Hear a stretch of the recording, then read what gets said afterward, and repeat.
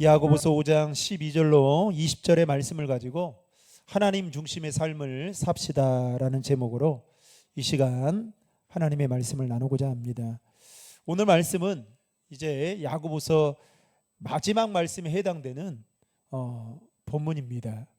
그동안 우리는 야고보서 말씀을 통해서 야고보 사도가 행함이 없는 믿음은 곧 죽은 것과 같다라고 말하면서 행함에 대해서 강조했던 그 말씀들을 하나하나 다 살펴보았습니다.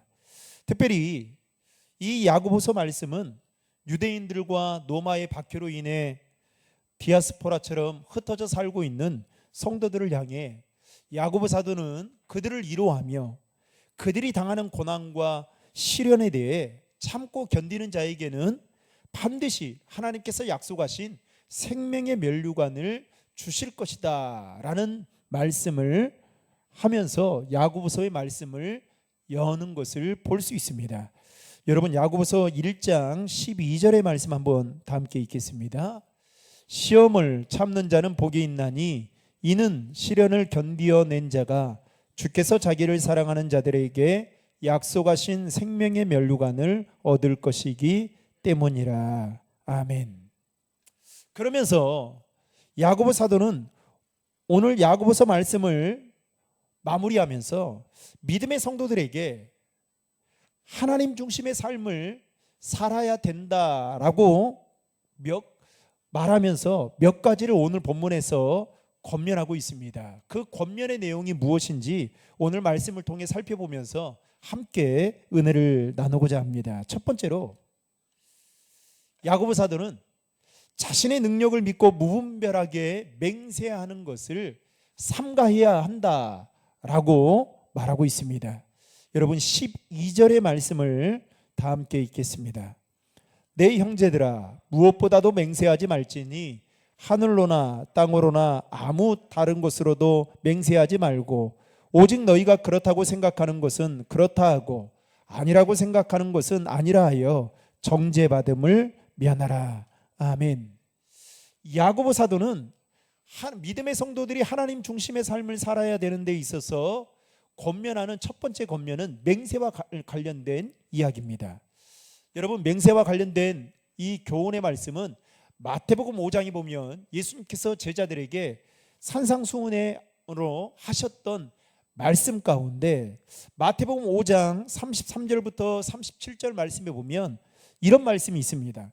하늘로나 땅으로나 그 외 어떤 것으로도 맹세하지 말라라고 말씀합니다. 그러면 우리는 여기서 이렇게 질문해 볼 수 있겠죠. 예수님은 맹세에 대해서 이렇게 말씀하신 이유가 무엇 때문일까? 여러분, 대개 사람은요, 자신의 책임을 회피하거나 또는 자신의 탐욕으로 인한 죄를 가리기 위해서 예수님의 이름을 빌어 거짓말로 맹세하는 경우들이 간혹 있습니다. 그래서 예수님은 이것들을 근절하기 위해서 맹세에 대한 말씀을 오늘 이렇게 하시는 건데요, 야고보 사도 역시도 맹세 자체가 악한 것은 아니다. 그리고 맹세하는 것 자체가 죄는 아니다. 그러나 어떤 맹세를 하는 데 있어서 그것보다 더 중요한 것이 있다라고 오늘 야고보 사도는 이야기를 합니다. 여러분, 대체로 사람은 두 가지 경우에 맹세를 하는 경우를 볼 수 있습니다. 하나는 미래에 대한 약속과 장담을 할 때 맹세를 합니다. 이를테면 맹세컨대 앞으로 반드시 그렇게 하겠습니다, 이렇게 말을 하는 경우들이 있습니다. 그런데 여러분, 이러한 맹세는요, 얼마나 허망하게 끝나는지 우리는 성경의 인물 중에 베드로를 통해서 알 수가 있습니다. 베드로는 예수님이 자신의 죽음이 임박해지자 베드로를 포함한 제자들에게 3번의 자신의 순환 예고를 하시면서 뭐라고 말씀하시냐면 너희들이 나를 머지않아 배반하게 될 것이다 라고 말씀합니다. 그러자 베드로가 그것을 듣고 뭐라고 반응을 하냐면 자신만은 결코 그러지 않겠습니다 라고 하며 맹세 아닌 맹세를 하게 되죠. 그러자 막상 로마의 군인들이 예수님을 잡으러 오게 될 때에 베드로는 자신의 생명의 위협을 느끼자 어떻게 행동합니까? 예수님을 모른다고 부인하고 심지어 예수님을 저주하기까지 하게 됩니다. 이걸 보면 자신의 능력을 믿고 앞날에 대해서 약속하고 장담하며 맹세하는 것이 여러분 얼마나 교만한 일인지를 우리는 베드로를 통해서 확인할 수가 있는 것이죠. 또 하나는 사람들은 진실에 관계된 증언을 할 때에 맹세를 하는 경우들이 있습니다. 곧 선서와 같은 경우라고 말할 수 있죠. 우리는 가끔 세상 법정에서나 아니면 국회의 청문회와 같이 실체의 진실만을 말하도록 선서를 시키고 그리고 이를 보장하기 위해 그 선서한 자리에서 거짓말을 하면 이중죄 같은 것을 적용해서 벌을 받게 합니다. 그런데 여러분, 이 선서의 효력이나 신빙성에 대해서 많은 사람들이 의문을 품습니다. 지금도 이 12.3 사건과 관련되어져서 지금 이 여러 청문회와 같은 진실된 공방들을 지금 하고 있지 않습니까? 그런데 어때요? 얼마나 많은 거짓말들이 지금 난무하는지 모릅니다. 나중에는 여러분 다 수면 위에 분명히 드러날 겁니다. 어떤 사람은 걸핏하면 내 목을 건다든지 아니면 내 성을 간다는 식의 말로 아무렇지 않게 맹세를 합니다. 또 가끔 어떤 사람들은 코너에 몰리게 되면 내가 기독교인이다 라고 하면서 성경에 손을 얹고 하나님의 이름으로 맹세를 하는 경우들도 있습니다. 그런데 여러분 나중에 보면 그 모든 것들이 거짓말로 들통이 나면서 본인의 명예뿐만 아니라 예수 믿는 사람들도 거짓말하는구나, 하나님의 영광까지 가리우는 경우들이 적지 않은 것을 볼 수가 있습니다. 이러한 일들이 있기에 야고보 사도는 믿음의 성도들은 자신의 능력을 믿고 무분별하게 맹세하지 말고 겸손한 마음을 가지고 지킬 수 있는 것과 없는 것을 가려서 지킬 수 있는 것에 대해서는 또 없는 것에 대해서 아니오라고 솔직하게 말하는 습관이 오히려 더 좋다라고 야고보 사도는 말하고 있습니다. 그러면서 12절에 보면 말씀에 보면 이렇게 말하고 있죠. 12절 말씀 다시 한번 읽겠습니다.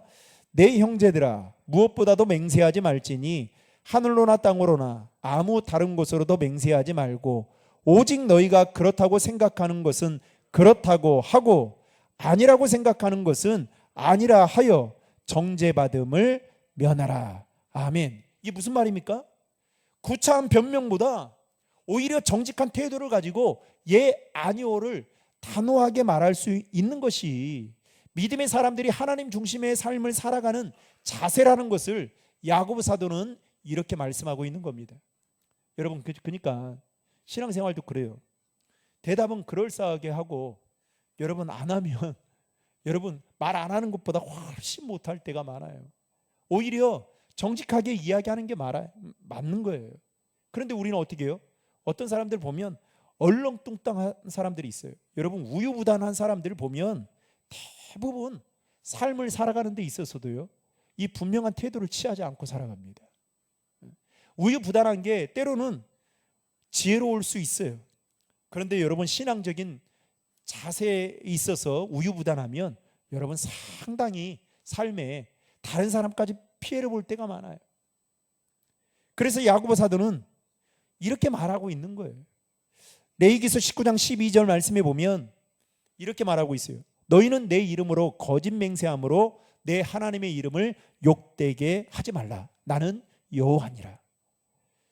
사랑하는 성도 여러분, 하나님 중심의 삶을 사는 것, 우리가 그냥 단편적으로는 그냥 교회에 나오고 그냥 말씀 읽고 기도하는 것일 수도 있겠지만 오늘 야고보 사도는 행함이 있는 믿음을 강조하면서 하나님 중심의 삶을 사는 것은 바로 무엇이냐? 맹세하는 것보다 더 중요한 것은 예스와 노, 이것을 분명히 하는 믿음의 태도를 취하는 것이야말로 하나님 중심의 삶을 사는 것이다 라고 말하고 있는 것을 볼 수 있습니다. 바라기는 저와 여러분이 하나님의 백성으로 살아갈 때에 여러분 삶의 자리에서 예스와 노를 분명히 할 수 있는 믿음의 태도를 취하며 살아갈 수 있기를 주님의 이름으로 축원합니다. 두 번째로 야고보 사도는 믿음의 성도들이 하나님이 중심의 삶을 살라고 권면하는 그 두 번째 권면의 내용은 무엇이냐? 13절에 기록하고 있습니다. 13절 말씀 다 함께 읽겠습니다. 너희 중에 고난당하는 자가 있느냐? 그는 기도할 것이요 즐거워하는 자가 있느냐? 그는 찬송할지니라. 아멘. 야고보 사도는 하나님 중심의 삶은 곧 고난 중에도 기도하는 삶이다 라고 말하고 있습니다. 여러분, 주님의 강림을 기다리며 또 핍박을 참고 견디는 성도들을 야고보 사도는 생각하며 그들에게 디아스포라처럼 흩어져 살아가고 있는 믿음의 성도들에게 너희들을 핍박하는 자들을 위해서 대항하지 말고 오히려 기도하라고 권면하고 있는 것을 보게 됩니다. 여러분, 우리는 가끔 신앙생활 하다가 착각하는 것 중에 하나가 있어요. 그것은 바로 예수를 믿으면 마냥 축복만 받고 그리고 고난은 없다라고 생각하는 경우들이 있습니다. 그런데 여러분, 신앙생활을 해보셔서 아시겠지만 고난이 없느냐? 그렇지 않습니다.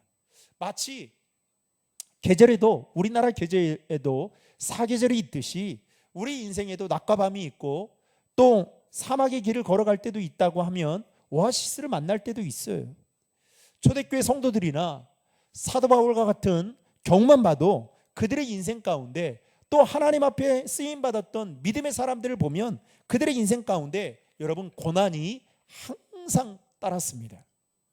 바울은 선교 활동을 하다가 감옥에 갇혀 매를 맞고 또 착고에 채여 어둠에 어둡고 캄캄한 그 감옥에서 언제 나올지를 모르는 죄수와 같은 삶을 살 때가 있었습니다.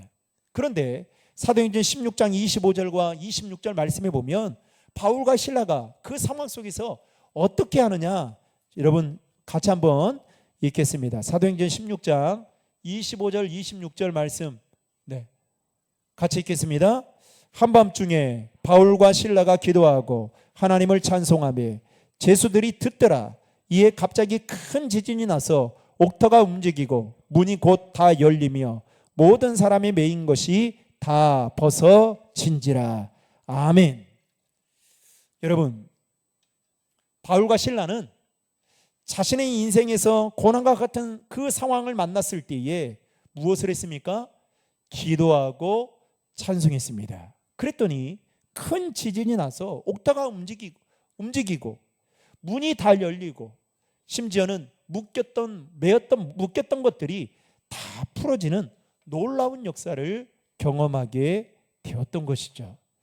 여러분, 우리는 힘들고 어려울 때 기도해야 된다라는 생각을 할 때가 있습니다. 근데 저는 반대예요. 우리 삶이 더 평안할 때 기도하는 것이 어쩌면 예방적인 차원에서 좋지 않을까 싶습니다. 왜냐하면 여러분, 감기는요, 예방이 중요하지 처방받는 것은 너무너무 힘들어요. 저도 저희 가정에 이제 몇 주 전에 저하고 집사람이 감기 걸려가지고 고생을 하더니 지난주에 이제 큰애가 이 감기에 걸려가지고 결국 주일날 교회를 나오고 싶은데도 못 나왔어요. 감기가 그렇게 걸렸어요. 여러분, 병원을 몇 번 가더라고요. 그렇게 젊은데도 불구하고 병원을 한 주간에 몇 번을 가더라고요. 이제서야 이제 나아가지고 이제 학교 다니고 있는데, 여러분, 기도도 마찬가지예요. 우리 삶이 평안할 때 여러분 더 기도로 여러분 쌓아두어야 돼요. 그래야 힘들고 어려울 때, 여러분 힘들고 어려우면 진짜 기도가 나오는지 아십니까? 여러분, 나오지도 않아요. 진짜 기도가 안 됩니다. 그냥 눈물만 나요. 그런데 오늘 본문에 보면 이 바울과 실라는 어떻게 해요? 고난 속에서도 기도하고 하나님을 찬양합니다. 여러분, 믿음의 사람들이 다른 부분이 바로 이와 같은 거예요. 우리와 특별히 여러분 13절을 보면 고난당한 자는 기도하고 즐거워하는 자는 찬송하라 라는 이 말씀은 한마디로 말하면 우리의 모든 삶 속에서 하나님 중심으로 살아가야 된다라는 뜻이 이 말 속에 담겨져 있습니다. 그러면서 야고보 사도는 믿음의 기도에 대해서 이야기를 하는데 오늘 14절과 15절 말씀에 보면 뭐라고 이야기하냐면 병든 자가 있으면 교회 장로들을 청하고 장로들은 그들을 위하여 기도할 때에 하나님이 그 믿음의 기도에 반드시 응답하신다라고 약속하신 말씀을 하고 있습니다. 여러분 14절과 15절의 말씀 다 함께 읽겠습니다. 너희 중에 병든 자가 있느냐? 그는 교회의 장로들을 청할 것이요 그들은 주의 이름으로 기름을 바르며 그를 위하여 기도할지니라. 믿음의 기도는 병든 자를 구원하리니 주께서 그를 일으키시리라.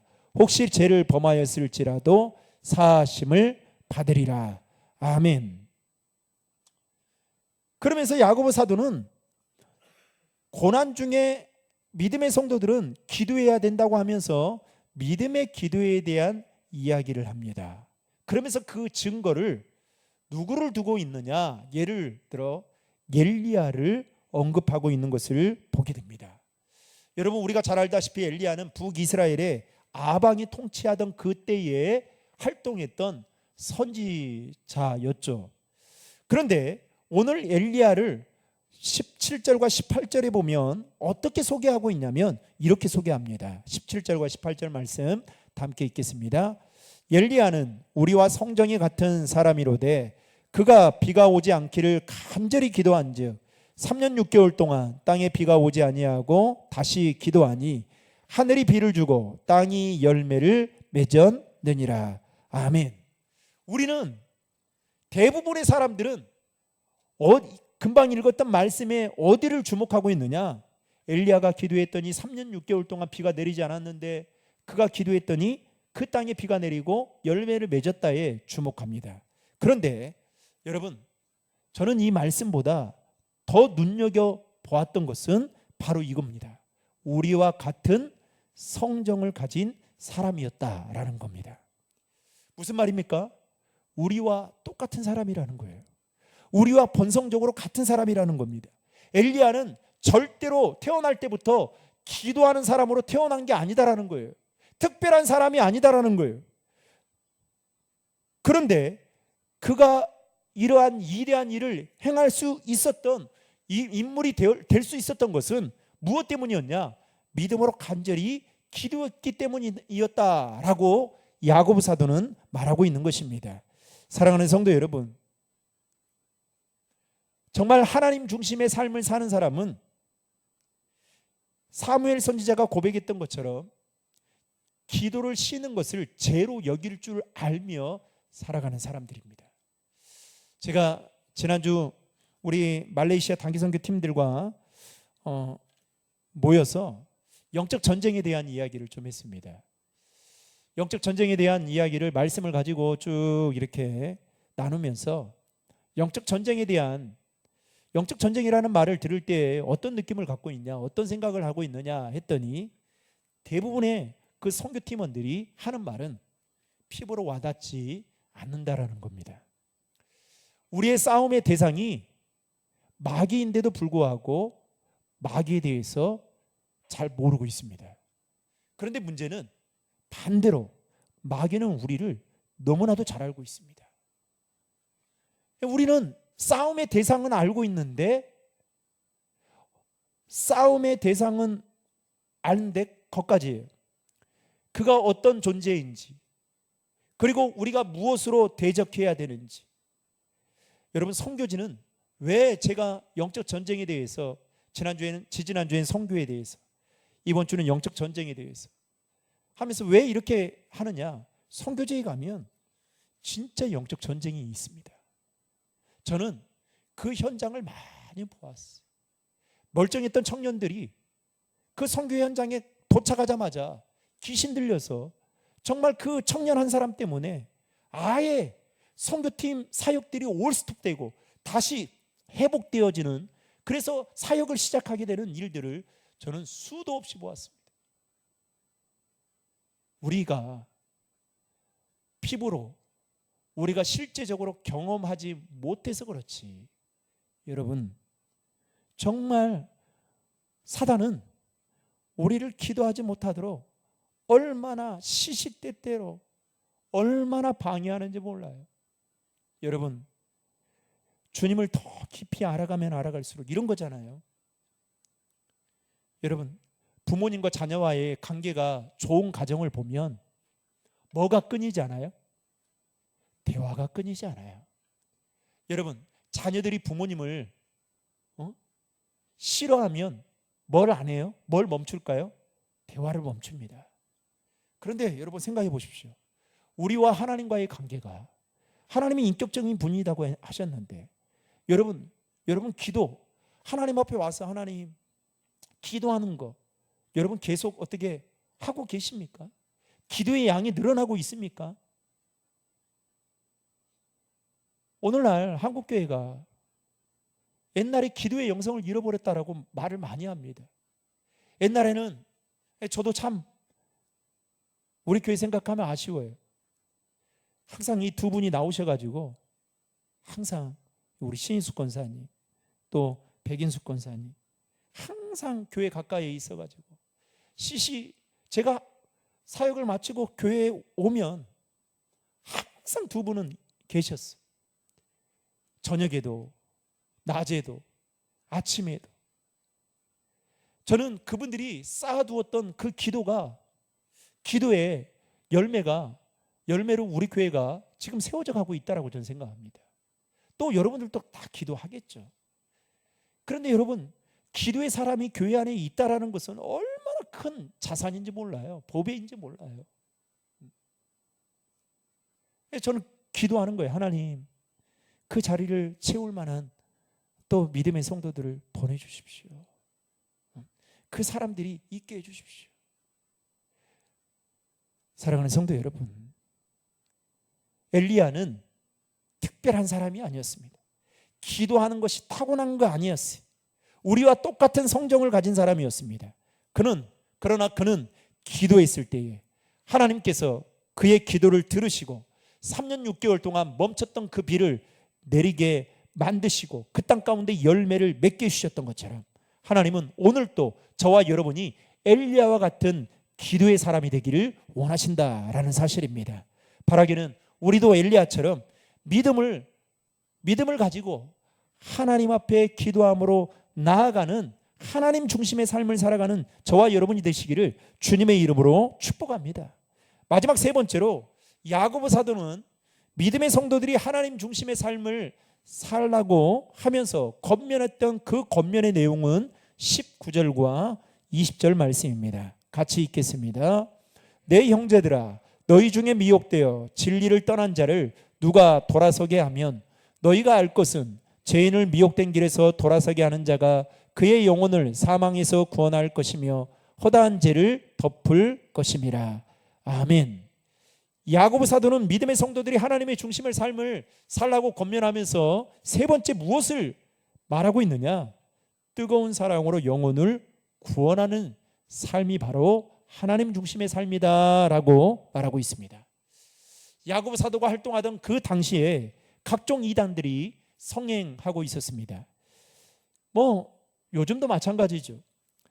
그러다 보니까 이단들의 그 성행에, 그들의 가르침에 수많은 믿음의 사람들이 믿음을 저버리고 배교하는 일들이 여기저기서 속출하기 시작했던 겁니다.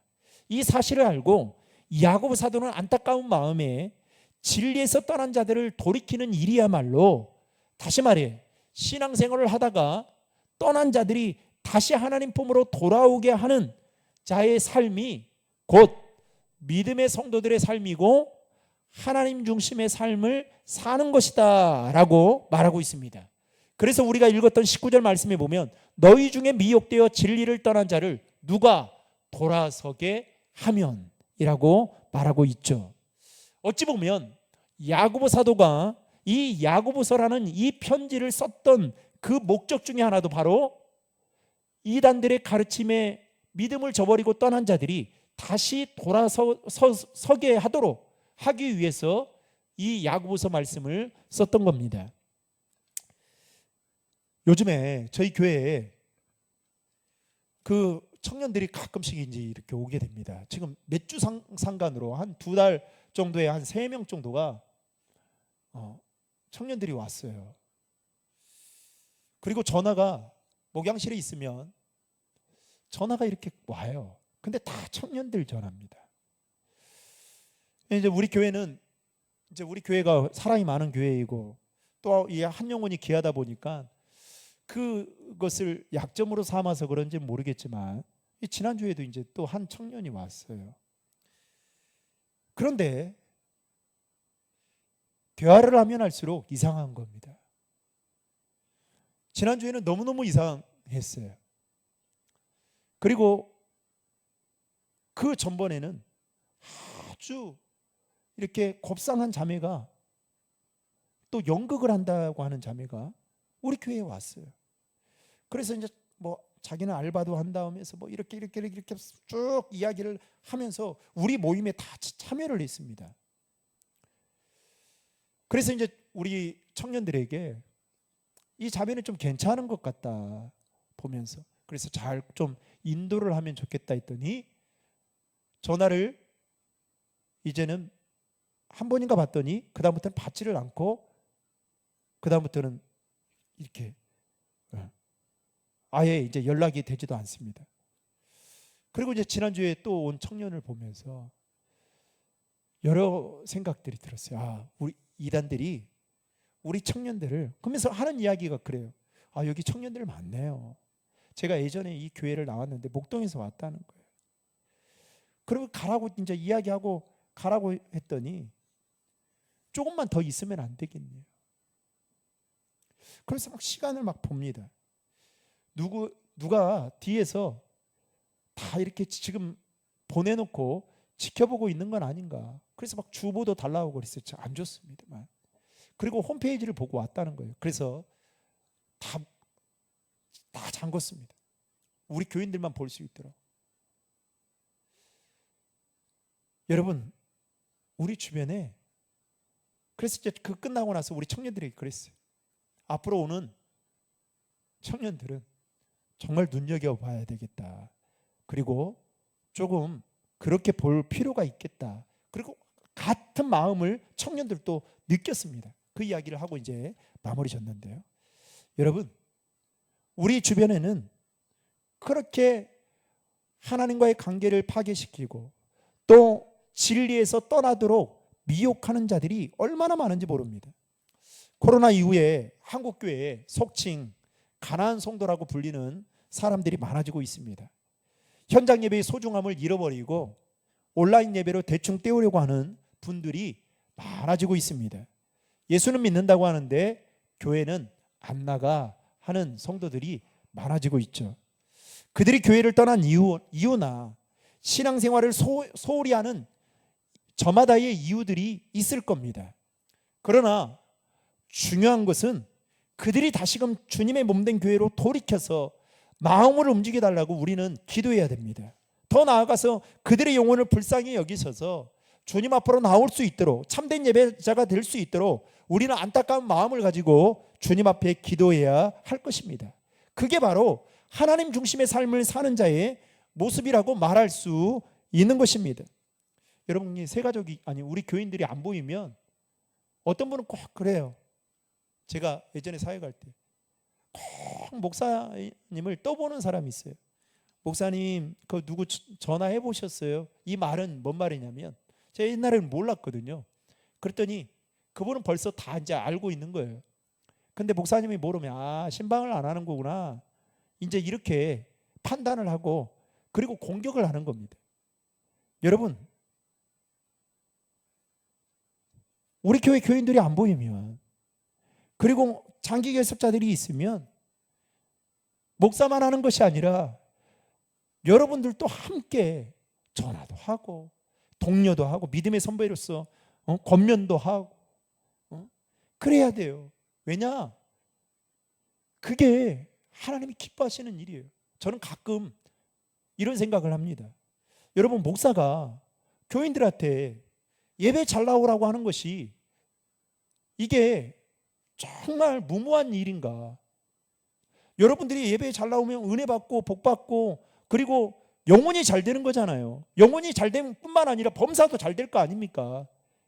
그런데 목사가 예배에 나오라는 것이 여러분들의 사정을 몰라준다고 생각하고, 그러면 목사는 무슨 이야기를 해야 됩니까? 제가 가끔 이런 생각 들어요. 그래, 예배에 나오라고. 그게 여러분 복 받는 일이고 여러분 잘 되는 거예요. 영안의 눈을 떠서 보시면.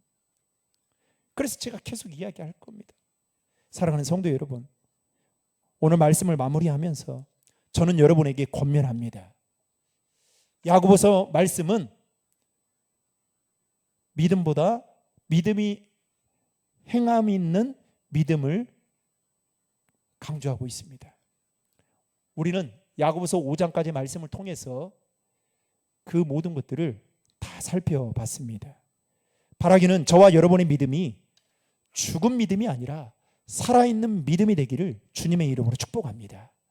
주님을 아는 것에 그치는 것이 아니라, 신앙생활은 아는 것으로 머무는 것이 아니라, 여러분 아는 것이 여러분들의 삶의 자리에서 행동으로 옮겨지는, 삶 속에서 행할 수 있는 믿음으로 연결되어지는 은혜가 있기를 주님의 이름으로 축복합니다. 그래서 여러분, 기도에 대해서 배우면 조금 더 기도하고, 어떻게 해요? 말씀에 대해서 오늘 또 은혜를 받으면 말씀 더 읽고, 그렇게 살아가는 거예요. 완벽하게 살라는 말이 아닙니다. 바라기는 오늘 말씀의 제목처럼 저와 여러분의 삶이 하나님 중심으로 사는 삶이 되어서 하나님을 기쁘시게 하는 믿음의 성도들이 다 되시기를 주님의 이름으로 축원합니다.